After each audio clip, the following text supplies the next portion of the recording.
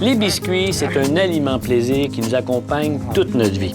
Au Québec, on en fabrique commercialement depuis plus d'un siècle. Par exemple, les biscuits feuilles d'érable, Papineau, pâte d'ours, Socialty, Village. Mais il y en a un autre qui les surpasse tous. Il est dodu, moelleux, enrobé, mais fragile. C'est un petit gros de 80 ans passés, mais c'est la grande vedette québécoise de nos biscuits. Mesdames et messieurs, j'ai nommé... Le Whippet! Hey! Oh, non. Le Whippet est au cœur de ma vie personnelle depuis très longtemps. Je peux pas te dire à quand remonte mon premier Whippet, mais j'étais très jeune parce que c'est un produit qui était consommé dans ma famille.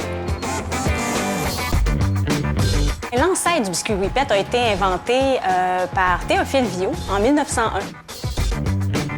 Il a créé un biscuit enrobé de vrai chocolat qu'il a appelé l'Empire. Mais en 1927, on a repris la production en changeant certains ingrédients qui étaient très dispendieux, ils les ont modifiés.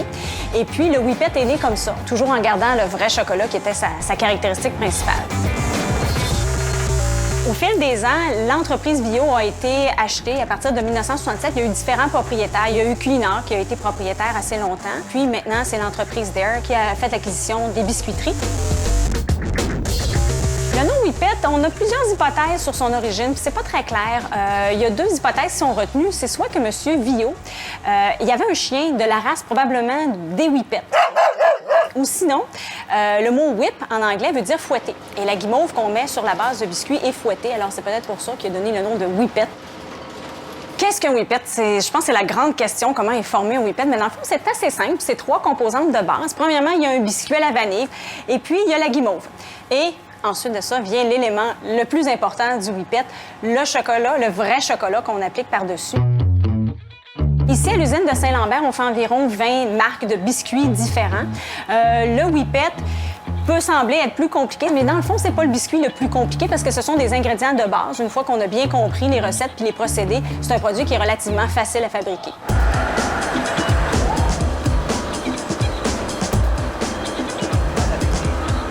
La première étape de production d'un Whippet, c'est la base de biscuit. Alors, ce qu'on fait, c'est à la boulangerie, on va mélanger les pâtes, on va mélanger la farine, le sucre, le gras, les ingrédients d'agent levant pour faire le biscuit. On va remplir une cavité d'un moule et on va extraire des petits biscuits qui vont cuire en continu dans le four.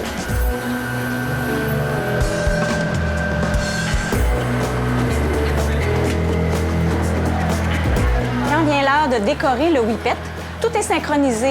La déposition de guimauve est synchronisée avec l'apparition des bases sur le convoyeur de la ligne et la guimauve tombe exactement sur la base et est bien centrée. C'est sûr que la caractéristique principale du Whippet, c'est cette petite houppette, cette petite queue qu'on voit à la tête du biscuit. Dans le fond, quand on dépose la guimauve, on dépose avec des douilles, même si maintenant c'est mécanique. La douille, lorsqu'elle quitte la guimauve, a tendance à faire une houppette. Une fois que la guimauve a été déposée, on fait passer les biscuits dans un tunnel pour tempérer la température de la guimauve, pour l'avoir à la bonne température, pour pas qu'il y ait de choc avec la température du chocolat. Ici, on est à côté de l'enrobeuse.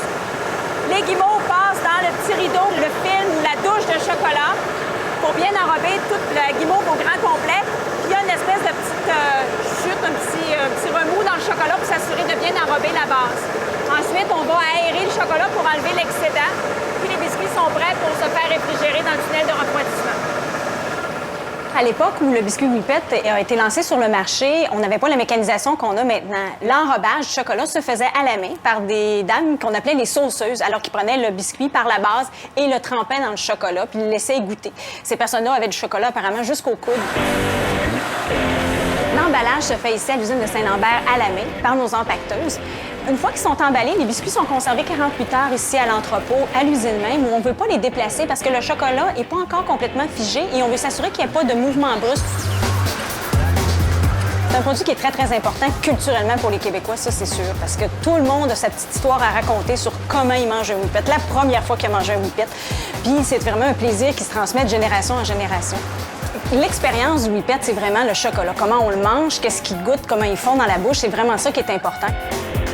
Il y a plusieurs techniques de dégustation pour manger un Whippet. Il y a la technique du striptease, où là, on doit briser délicatement la couverture de chocolat.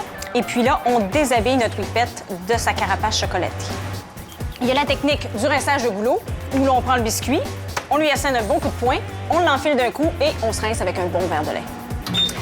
Il y a des techniques un peu plus modernes qui sont les techniques du micro-ondes, où là, on a le chocolat qui bouillonne, la guimauve qui se met à fondre, qui est un vrai délice. Sinon, à l'inverse, il y a la technique du congélateur, mais là, on n'a pas la texture molle de la guimauve à ce moment-là quand on les met au congélateur.